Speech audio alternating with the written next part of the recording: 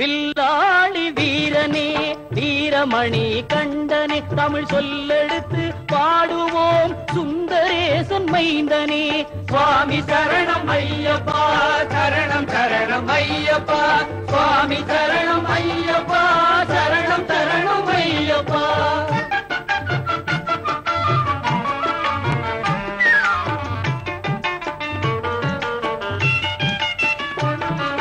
சபரிமலை செல்பவர்க்கு சஞ்சலங்கள் இல்லை, பயம் தனையே போக்கிடுவான் பந்தடனின் பிள்ளை.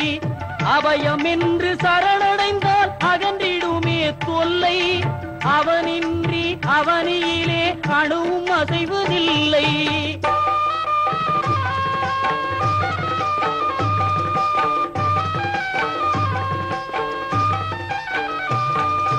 வீட்டை விட்டு கட்டும் கட்டி அருள்மலை புறப்படுவோம், கூட்டு சரணம் போட்டு எரு மேலி பேட்டை செல்வோம்.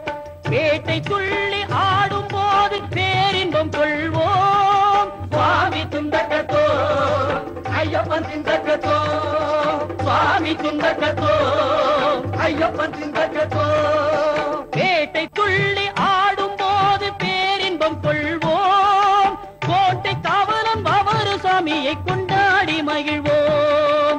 சுவாமி சரணம் ஐயப்பா சரணம் சரணம் ஐயப்பா சுவாமி சரணம் ஐயப்பா சரணம் சரணம் ஐயப்பா. சுவாமியே சுவாமியே. ஸ்ரீ வித்யோபாசனா சக்தம் ஸ்ரீ வித்யாபீட பூஷணம் ஸ்ரீ வித்யாபினவம் வந்தே ஸ்ரீ கிருஷ்ணானந்த சத்குரு.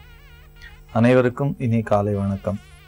ஒவ்வொரு விடியலும் உற்சாகமாகட்டும், ஒவ்வொரு கணமும் மகிழ்ச்சியாகட்டும், ஒவ்வொரு நாளும் வெற்றியாகட்டும். ஜி தமிழ் தொலைக்காட்சி நேயர்களோடு ஐயப்பனுடைய அருள் வரலாற்றை தொடர்ச்சியாக சிந்தித்து கொண்டிருக்கிறோம். ஐயப்பன் எழுந்தருளி இருக்கக்கூடிய அற்புதமான சபரிமலை கேரள தேசம் என்று சொல்லக்கூடிய பரசுராம கஷேத்திரம் என்று நம்முடைய பெரியவர்கள் அழைக்கிறார்கள். பரசுராமர் என்பது 10 அவதாரங்களுள் ஒரு அற்புதமான அவதாரம். நம்முடைய பெரியவர்கள் அந்த 10 அவதாரங்களையே ஒரு மிகப்பெரிய அறிவியல் நோக்கோடு அமைத்திருக்கிறார்கள் என்று சொல்லுவார்கள்.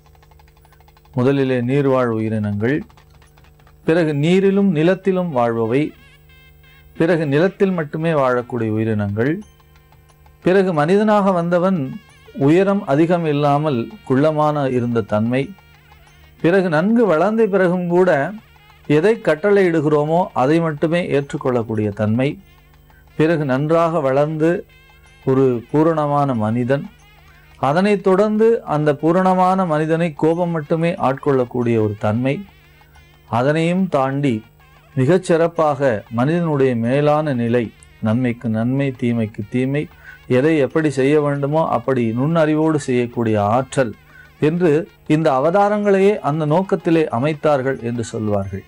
ஆம், முதலிலே நீர்வாழ் உயிரினங்கள் என்று சொல்லுகிற பொழுது மீன் மச்சாவதாரம் மிக அற்புதமான அவதாரமாக இறைவன் மீனாக தோன்றினான்.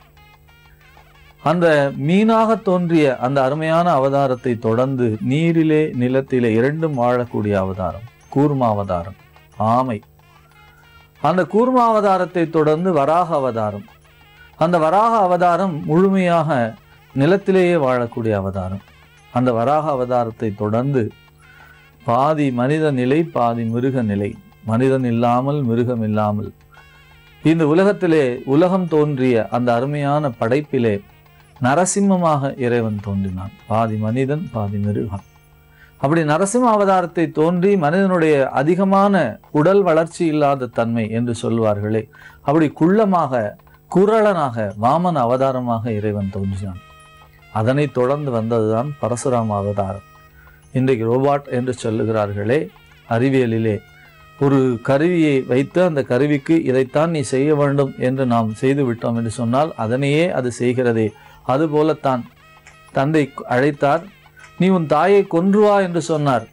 கொன்றுவா என்று சொன்ன உடனே பரசுராமர் போய் தன்னுடைய தாயை கொன்று விட்டு வந்தார். பிறகு தந்தையிடத்திலே வந்து கேட்கிறார், எனக்கு தாயை நீ தந்து விட வேண்டும் என்று சொல்லி. அப்படி எதை கட்டளையிடுகிறோமோ அப்படியான சிந்தனையிலே உள்ள அவதாரம் பரசுராம அவதாரம். அதனை தொடர்ந்து மிகச்சிறந்த மனிதனாக, அன்புள்ள மனிதனாக ராமனுடைய அற்புதமான அவதாரம். கிருஷ்ணாவதாரத்திலே மற்றொரு பிரிவாக பலராமனுடைய அவதாரத்தை சொல்லுகிறோம். அவர் மிகுந்த கோபக்காரராக இருக்கிறார். ஆனாலும் இந்த உலகத்திலே வாழ வேண்டும் என்று சொன்னால், இந்த கலியுகத்திலே வாழ வேண்டும் என்று சொன்னால், அதனை சென்ற யுகத்திலேயே வாழ்ந்து காட்டியார் கிருஷ்ண பரமாத்மா மிகச் சிறப்பாக. ஒரு மனிதன் எதனையெல்லாம் செய்ய வேண்டும், எப்படியெல்லாம் செய்ய வேண்டும், நல்ல பாதையிலே போகிறவர்களுக்கு நல்ல நெறியை காட்டி, குறுக்கு பாதையிலே போயினார்கள் என்று சொன்னால் அவர்கள் பக்கத்திலேயே அதே மார்க்கத்திலே போய் அவர்களை எப்படி வெல்ல வேண்டும் என்று காட்டிய ஒரு அருமையான அவதாரமாக கிருஷ்ண அவதாரம். அதனைத் தொடர்ந்து இனிமேல் கல்கி அவதாரம் என்று சொல்லக்கூடிய 10வது அவதாரத்தை சொல்லுகிறார்கள். அது கலியுகம் முற்றி போன பொழுது என்று சொல்லுகிறார்கள். இப்பொழுதே கலியுகத்தை பார்த்து எல்லோரும் பயந்து கொண்டிருக்கிறோம், இப்படி போய் கொண்டிருக்கிறதே உலகம் என்று சொல்லி.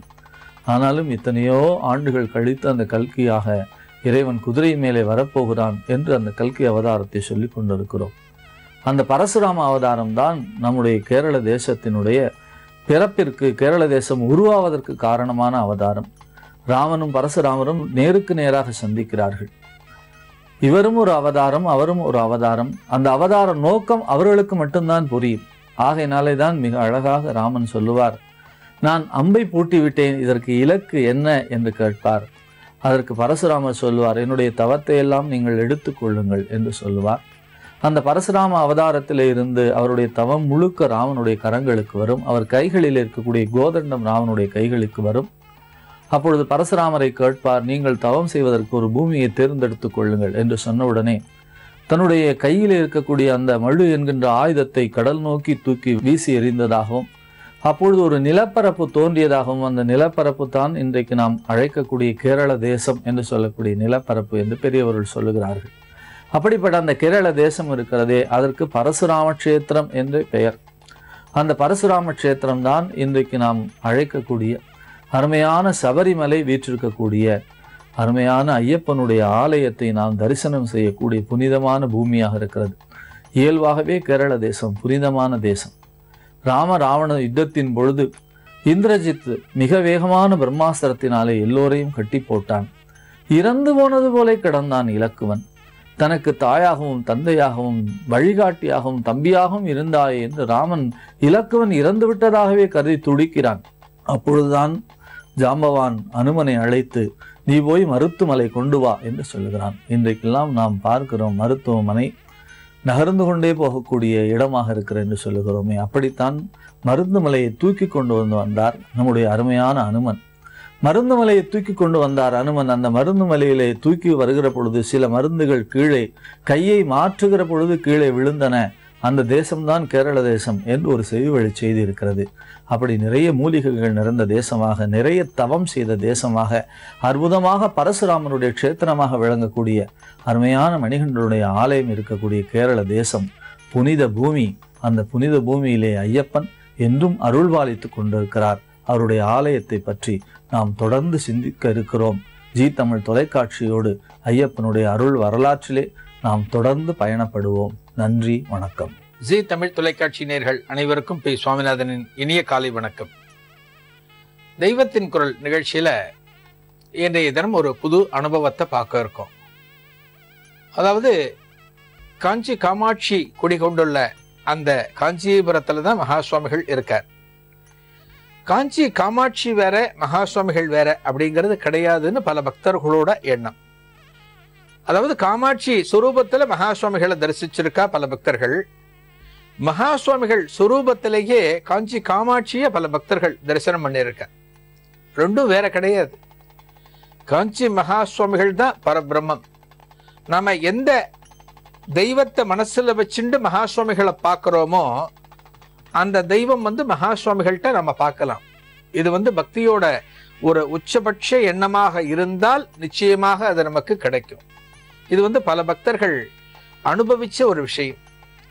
மகா சுவாமிகள் ஒரு தடவை காஞ்சி ஸ்ரீமடத்துல இருக்கார்.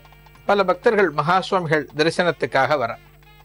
மகா சுவாமிகள்கிட்ட பலவிதமான கோரிக்கைகளை வச்சுட்டு வருவா. குடும்பத்துல கல்யாணம் ஆகணும், வயல்ல விளைச்சல் சரியா இல்லை, பையனுக்கு உத்தியோகம் சரியா அமையல, பொண்ணுக்கு கல்யாணம் அமையலன்னு பலவிதமான கோரிக்கைகள் அங்க வச்சுட்டு மடத்துக்கு வருவா. அந்த மடத்துக்கு வரக்கூடிய பக்தர்கள் வைக்கிற அந்த பிரார்த்தனையை மகா சுவாமிகள் அழகா உடனே சரி பண்ணிடுவார். பல விஷயங்களுக்கு அந்த இடத்திலேயே அந்த சன்னிதானத்திலேயே ஒரு நல்ல தீர்வு கிடைச்சிடும். அதே போல அன்றைய தினம் ஒரு பக்தை மகா சுவாமிகளை தரிசனம் பண்ண காஞ்சி மடத்துக்கு வந்திருக்க. அந்த பக்தை ரொம்பவும் ஏழ்மையான குடும்பம். தன்னோட மகளுக்கு ஒரு திருமணம் நிச்சயம் பண்ணியிருக்கா. அந்த திருமணம் நடத்துறதுக்கு பொருளுதவி சரியா அமையல, பொருள் வசதி கிடையாது அந்த குடும்பத்துல. இந்த நிலையில காஞ்சி மகா சுவாமிகளை பார்த்து மகா சுவாமிகளோட அனுகிரகத்தோட அந்த தாலியை வாங்கிட்டு போகலாம், தங்கத்துல தாலி வாங்கிட்டு போகலாம் அப்படிங்கிறதுக்காக மகா சுவாமிகளோட சந்நிதிக்கு வந்திருக்க.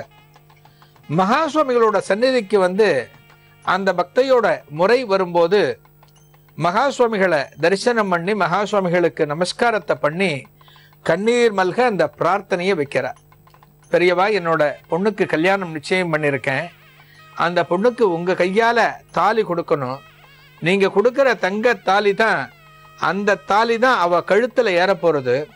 அவ காலாகாலத்துக்கும் உங்களோட ஆசீர்வாதத்தோடையும் அந்த காமாட்சியோட ஆசீர்வாதத்தோடையும் அவ நல்லபடியா இருக்கணும். உங்க கையால எனக்கு தாலி வேணும். எனக்கு தாலி வாங்கறதுக்கு பொருளாதார வசதி இல்லை பெரியவா அப்படின்னு அழகா மகா சுவாமிகள்கிட்ட சொல்லிடுறார்.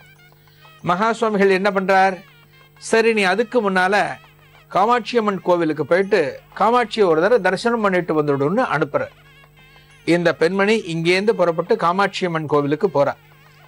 காமாட்சி அம்மன் கோவிலை பார்த்துட்டு காமாட்சியை தரிசனம் பண்ணிட்டு அந்த பிரகார வலம் வரும்போது அந்த வழியில ஏதோ தகதகதகன்னு ஒண்ணு தெரியறது. இந்த பெண்மணி என்னடான்னு குனிஞ்சு பார்த்தா ஒரு தங்கத்தாலி அப்படியே அந்த கீழே கிடக்கு, அந்த பிரகாரத்துல கீழே கிடக்கு. யாரோ கழுத்துல இருந்த தாலி அருந்து கீழே விழுந்திருக்கு அப்படின்னு புரிஞ்சுட்டா. உடனே அந்த தங்கத்தாலியை கையில எடுத்துட்டு அடடா யாருது இதுன்னு தெரியலையே அப்படின்னு கண்ணில் ஒத்திண்டு காமாட்சியை தரிசனம் பண்ணிட்டு நேர காஞ்சி ஸ்ரீமடத்துக்கு வர.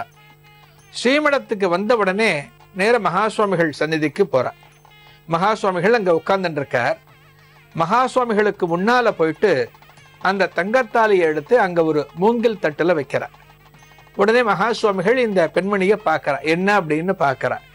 பெரியவா, நீங்க காமாட்சியை தரிசனம் பண்ண சொன்னேள்.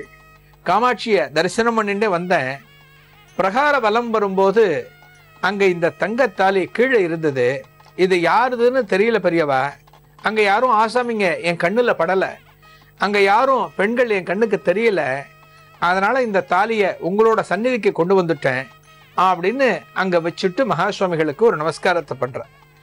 மகா சுவாமிகள் என்ன பண்றார், அந்த பெண்மணியை ஒரு ஓரமா உட்கார சொல்ற. கொஞ்ச நேரம் இங்க உட்கார்ந்துக்கோ அப்படிங்கிற. அந்த தாலி முன்னால இருக்கு, மகா சுவாமிகளுக்கு முன்னால ஒரு தட்டுல இருக்கு. இந்த வேளையில ஒரு கணவன் மனைவி ஒரு தம்பதியா உள்ள நுழைகிறா மடத்துக்குள்ள. அந்த வேளையில ரெண்டு பேரும் உள்ள வந்த உடனே மகா சுவாமிகளுக்கு சாஷ்டாங்கமா நமஸ்காரம் பண்ற. நமஸ்காரம் பண்ணினோன்னு அந்த பெரியவர், அந்த கணவர் என்ன பண்றார், தன்னோட ஒரு பையிலேருந்து கையை விட்டு ரெண்டு தாலி எடுத்து மகா சுவாமிகளுக்கு முன்னால வைக்கிறார். ரெண்டு ஜோடி தாலி. அது ஒரு ஜோடி தாலி, ரெண்டு தாலி இருக்கு. அதுல அந்த தாலியை மகா சுவாமிகளுக்கு முன்னால வைக்கிறார். வச்சுட்டு சொல்றார், என் பொண்ணுக்கு கல்யாணம் நிச்சயம் பண்ணிருக்க பெரியவா. இந்த தாலியை உங்கள்கிட்ட கொடுத்துட்டு நான் ஆசீர்வாதம் வாங்கிட்டு போகலான்னு வந்திருக்கேன். பெரியவா ஆசீர்வாதம் என் பொண்ணுக்கு கிடைக்கணும். அவ வாழ்நாள் முழுக்க தீர்க்க சுமங்கலியா எந்த விதமான குறையும் இல்லாம வாழணும். உங்க ஆசீர்வாதம் வேணும் பெரியவா அப்படின்னு சொல்ற. பெரியவா என்ன பண்றார், அங்க இருக்கிற தாலியை பார்க்கிறார். சரி, உன் பொண்ணுக்குன்னா ஒரு தாலி கட்டுவா, ஒரு தாலி தான் உன் பொண்ணு கழுத்துல ஏற போறது. நீ எதுக்காக ரெண்டு தாலியை கொண்டு வந்து இங்க வச்சிருக்க? ரெண்டு தாலியை வச்சுட்டு எதுக்கு என்கிட்ட ஆசீர்வாதம் கேட்கிறேன்னு மகா சுவாமிகள் அவர்கிட்ட கேட்கிறார். அதற்கு அந்த தகப்பனார் சொல்றார், ரெண்டு தாலி வச்சிருக்கேன். ஒண்ணு என் பொண்ணுக்கு, இன்னொரு தாலி யாரான ஒரு ஏழைக்கு கஷ்டப்படுறவாளுக்கு பெரியவா கையால கொடுத்துடலாமே அப்படிங்கிறதுக்காக வாங்கிட்டு வந்தேன் அப்படின்னு அவர் சொல்றார். பெரியவா உடனே ஒரு புன்னகச்சுண்டு அவருக்கு ஆசீர்வாதம் பண்ற. அங்க இருக்கிற அத்தனை பக்தர்களும் ரொம்ப ஆச்சரியத்தோட பார்க்கறா. தன்னோட பொண்ணுக்கு கல்யாணம் அப்படின்னா ஒரு தாலி கொண்டு வந்து ஆசீர்வாதம் வாங்காம ரெண்டு தாலி கொண்டு வந்து ஆசீர்வாதம் வாங்குறாரே, அந்த இன்னொரு தாலிய மகா சுவாமிகள் கையால தானம் பண்ண சொல்றாரு. இவர் எப்பேற்பட்ட ஒரு உத்தமரா இருப்பார், எப்பேற்பட்ட ஒரு நற்குணங்கள் கொண்டவரா இருப்பார் அப்படின்னு அந்த கூட்டத்தில் இருக்கிறவா அத்தனை பேரும் இந்த தம்பதியர்களை பார்த்துட்டு இருக்கா. இதனோட தொடர்ச்சிய ஒரு சிறிய இடைவேளைக்கு பிறகு பார்க்கலாம். மகா சுவாமிகளோட அந்த சந்நிதியில தன்னோட பொண்ணுக்கு கல்யாணம் பண்றதுக்காக வசதி இல்லையே, மகா சுவாமிகள் கையால ஒரு தாலி வாங்குவோம் அப்படின்னு ஒரு பெண்மணி வந்திருக்கா. அந்த பெண்மணியை கோவிலுக்கு போய் சுத்திட்டு வர சொன்ன. கோவிலுக்கு போய் சுத்திட்டு வரும்போது கீழே கிடக்கிறது ஒரு தாலியை, அந்த கோவில் பிரகாரத்துல இருக்கக்கூடிய ஒரு தாலியை பார்த்து அதிர்ச்சியாகி அந்த தாலியை எடுத்துன்னு வந்து மகா சுவாமிகள்கிட்ட கொடுத்துருக்கா. மகா சுவாமிகள் அந்த தாலியை கீழே வைக்க சொல்லிட்டா. கொஞ்ச நேரத்துல இன்னொரு தம்பதியர்கள் மகா சுவாமிகளோட சந்நிதிக்கு வர.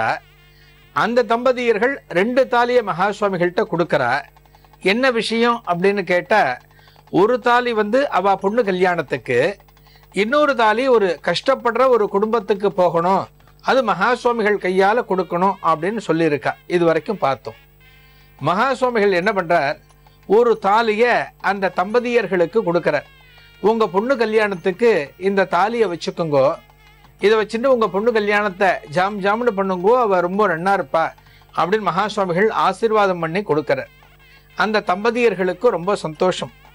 அந்த தம்பதியர்கள் புறப்படும் போது, கொஞ்சம் இருங்கோ சித்த இருங்கோ, உங்க கையாலவே நீங்க இருக்கும் போதே இந்த இன்னொரு தாலியையும் இன்னொருத்தருக்கு கொடுத்துடலாம், அதையும் பார்த்துட்டு போங்கோ அப்படின்னு மகா சுவாமிகள் சொல்லிட்டு அந்த தம்பதியர்கள் ஆவல அங்கேயே நிற்கிறார். மகா சுவாமிகள் அந்த இன்னொரு தாலியை எடுக்கிறார். அதாவது 2 தாலி கொண்டு வந்தா இல்லையா, அந்த இன்னொரு தாலியை எடுத்துட்டு, இங்க ஒரு பெண்மணி காத்துன்னு இருக்காளே, ஒரு பக்தை வந்து மகா சுவாமிகள் கையால தான் பொண்ணுக்கு ஒரு தாலி வேணும்னு காத்துன்னு இருக்கா இல்லையா, அந்த பக்தையை எழுந்து வர சொல்றா. அந்த பக்தை வந்த உடனே கண்கலங்க அந்த பக்தை மகா சுவாமிகளுக்கு முன்னால நிற்கிறா. நடந்த இந்த நிகழ்வுகள் அத்தனையும் பார்த்துட்டு இருக்கா. இந்த தாலியை தனக்கு தான் மகா சுவாமிகள் கொடுக்க போறார். இத்தனை பக்தர்கள் இருக்கக்கூடிய இந்த சபையில மகா சுவாமிகள் ஆசீர்வாதம் பண்ணி தன்னோட மகளுக்கு கொடுக்க போறார் அப்படிங்கறத தெரிஞ்சு ரொம்ப நெகிழ்ச்சியோட மகா சுவாமிகள் சந்நிதிக்கு முன்னால வந்து நிற்கிற அந்த பக்தை. அப்ப மகா சுவாமிகள் என்ன பண்றார், இதோ இந்த 2வது தாலி இருக்கு இல்லையா, நீ கொண்டு வந்த தாலி இந்த அம்மாவுக்கு கொடுக்க போறேன், இவ பொண்ணுக்கு கல்யாணம் பண்ண போறா, இந்த தாலியை வாங்கறதுக்கு இவாளுக்கு வசதி இல்லை, நீ கொண்டு வந்த பொருள் உன் கண் முன்னாலேயே இவாளுக்கு போய் சேர்றது அப்படின்னு சொல்லி அந்த தாலிய அவ இருக்கும் போதே மகா சுவாமிகள் அந்த பெண்மணிக்கு கொடுக்கிறார். அந்த பெண்மணி ரொம்ப ஆனந்தத்தோட அந்த தாலியை எடுத்து கண்ணில் ஒத்திண்டு வச்சுட்டு இருக்கா. மகா சுவாமிகள்கிட்ட எதை எதிர்பார்த்து வந்தாலோ அந்த தாலி கிடைச்சிடுத்து. ஒரு கல்யாணம் அப்படின்னா என்னத்தான் பொருள் வாங்கணும் அப்படின்னாலும் அந்த தாலி அமையறதுங்கிறது ரொம்ப ஒரு முக்கியமான விஷயம். அது அந்த தாலி அமையறது அப்படிங்கிறது ஒரு சென்டிமெண்ட் சார்ந்த விஷயம். இன்னைக்கு நமக்கு எந்த விதமான சிக்கலும் இல்லாம நாம எதிர்பார்த்து போற இடத்துல அந்த தாலி நமக்கு கிடைக்கணும். ஒருவேளை மகா சுவாமிகள் சந்நிதியில அன்றைய தினம் தாலி அவளுக்கு கிடைக்கலன்னு வச்சுக்கோங்க, மனசு எந்த அளவுக்கு வேதனைப்படும். அதே சமயம் அந்த பெண்மணியோட மனசு சந்தோஷப்படும்படியா தாலி மகா சுவாமிகள் கொடுத்துட்டார். இப்ப வந்து இந்த தம்பதியர்கள் கொண்டு வந்த 2 தாலியிலையும் ஒரு தாலி கொடுத்தாச்சு அவ பொண்ணு கல்யாணத்துக்கு, இன்னொரு தாலிய மகா சுவாமிகள் கையாலவே இன்னொருத்தருக்கு கொடுத்தாச்சு, ஒரு கஷ்டப்படுற ஒரு குடும்பத்துக்கு கொடுத்தாச்சு. அந்த பெண்மணி தாலியை எதிர்பார்த்து இந்த சந்நிதிக்கு வந்திருக்க, அவளுக்கு தாலி கிடைச்சாச்சு. இப்ப மகா சுவாமிகளுக்கு முன்னால அந்த கோவில்ல இருந்து கொண்டு வந்த அந்த தாலி இருக்கு. அந்த தாலி வந்து யார் கழுத்தில் இருந்தோ அருந்து அந்த கோவில்ல விழுந்திருக்கு. அந்த தாலி மகா சுவாமிகள் முன்னால இருக்கு. இது அத்தனையும் வேடிக்கை பார்த்துட்டு உட்கார்ந்துட்டு இருக்க மகா சுவாமிகளை தரிசனம் பண்ண வந்த பக்தர்கள் அத்தனை பேரும். இந்த தாலிக்கும் ஒரு விமோச்சனம் கிடைச்சிடும். மகா சுவாமிகள் சந்நிதியில எல்லா விதமான குழப்பங்களுக்கும் ஒரு தீர்வு கிடைச்சிட்டு இருக்கு. அந்த வகையில பார்க்கும்போது கோவில்ல கிடைச்ச இந்த தாலியும் உரிய ஆசாமிய இன்னும் கொஞ்ச நேரத்துல போய் சேர்ந்துடும் அப்படின்னு ஆவலா அடுத்தடுத்து அங்க என்ன நடக்க போறதுன்னு பார்த்துட்டு இருக்கா. கரெக்டா இந்த வேளையில ஒரு பெண்மணி திடுத்து பொண்ணு அங்க உள்ள நுழையிறா. காஞ்சி ஸ்ரீமடத்துக்குள்ள உள்ள நுழைஞ்ச அந்த பெண்மணி நேர மகா சுவாமிகள் சன்னிதானத்துக்கு அழுகையோட வந்து நிற்கிற மகா சுவாமிகளுக்கு முன்னால. அந்த பக்தையும் மகா சுவாமிகளுக்கு ஏற்கனவே பரிச்சயமான குடும்பம். அந்த பெண்மணி மகா சுவாமிகளுக்கு முன்னால வந்து நின்று பெரியவா அப்படின்ட்டு பெரிய குரல் எடுத்து ஓன்னு அழுது மகா சுவாமிகளுக்கு ஒரு நமஸ்காரம் பண்றார். மகா பெரியவா சொல்ற அந்த பெண்மணியை பார்த்துட்டு, என்ன விஷயமா, பதறாத, என்னன்னு சொல்லு அப்படிங்கிறார். பெரியவா, காலத்தால உங்களை தரிசனம் பண்ண வந்தேன், உங்களை தரிசனம் பண்ணிட்டேன். காஞ்சி காமாட்சியை தரிசனம் பண்ணுவோமே, இவ்வளவு தூரம் புறப்பட்டு வெளியூர்லேருந்து வந்திருக்கோம், அந்த தாயாரையும் தரிசனம் பண்ணிட்டு போவோமேன்னு அவ சந்நிதியை சுத்தின்றேன். சுத்தின்னு இருந்த நேரத்தில் என்னோட தாலி எங்கேயோ அருந்து விழுந்துடுத்து. எங்கே விழுந்துடுத்துன்னு தெரியல, கோவிலில் விழுந்துதா வெளியில் விழுந்துதான்னு தெரியல. திடீர்னு வெளியே வரும்போது என்னோட கழுத்தை பார்த்தா கழுத்தில் தாலியை காணோம். தாலி இல்லாமல் ஒரு அம்மனோட சந்நிதியில் நாம் இருந்திருக்கோமே, அந்த சென்டிமெண்ட் என்னை ரொம்ப பாதிச்சுடுத்து பெரியவா. அந்த தாலி எங்கே போச்சுன்னு தெரியல. பெரியவா தான் இதுக்கு ஒரு அனுகிரகத்தை பண்ணணும், பெரியவா தான் இதுக்கு ஒரு தீர்வை சொல்லணும்னு அந்த பெண்மணி ஓன்னு அழும்போது பெரியவா அந்த பெண்மணியை கொஞ்சம் கிட்டக்க கூப்பிடுறா. கொஞ்சம் பக்கத்தில் வாமா அப்படின்னு கூப்பிட்டு அந்த மூங்கில் தட்டில் இருக்கிற அந்த தாலியை காட்டுறா. இது ஒண்ணுதான் பாரு அப்படிங்கிற. அந்த தாலியை பார்த்தாலோ இல்லையோ அந்த பக்தைக்கு அப்படி ஒரு ஆனந்தம். முகத்துல அது வரைக்கும் இருந்த கவலை மறந்து போய், அந்த கவலை அப்படியே பறந்து போய், ஆமா பெரியவா, இதுதான் என்னோட தாலி, இதுதான் என்னோட கழுத்திலேருந்து அந்த கோவில்லையோ எங்கேயோ கழண்டு விழுந்திருக்கு அப்படின்னு சொன்ன உடனே பெரியவா சொல்றா, கோவில்ல இந்த தாலி இருந்துதான், இவா தான் கொண்டு வந்து கொடுத்தான்னு அவளை காட்டுறா. அவர் மகா சுவாமிகள் இந்த தாலியை அவளை எடுத்துக்க சொன்ன உடனே மகா சுவாமிகள் சந்நிதியிலேயே அந்த பெண்மணி அந்த தாலி எடுத்துட்டு தன்னோட கழுத்துல முடிஞ்சுட்டா. ஒரே நேரத்துல ஒரே நாள்ல ஒரு 3 பேருக்கு ஒரு தாலி பாக்கியத்தை மகா சுவாமிகள் ரொம்ப அழகா கொடுத்திருக்கார். ஒரே நிகழ்வு, சின்ன சின்ன இடைச்செருகல்கள் சேர்ந்து 3 குடும்பங்களுக்கு அது சந்தோஷமா அமைஞ்சதுன்னா அது மகா சுவாமிகள் சந்நிதியில மட்டும்தான் நடக்கும். நாளைய தெய்வத்தின் குரல் நிகழ்ச்சியில ஒரு புதிய அனுபவத்தோடு சந்திக்கலாம். நன்றி, வணக்கம். RMKV வெட்டிங் சில்க்ஸ் வழங்கும் வரம் தருவாய் இறைவா தொடர்கிறது.